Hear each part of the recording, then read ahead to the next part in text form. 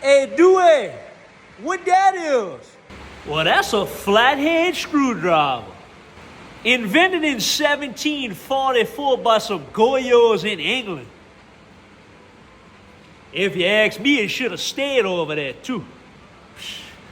Good for nothing tool right here, y'all. But I'll give y'all a few examples of what it could be used for.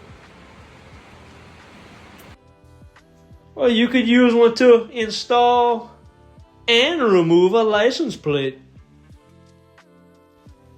You could use one to smash your finger really hard. You could use one to carve a love letter in your ex-old lady's door. But don't let her catch you. And that's just a couple of things you could do with a flathead screwdriver.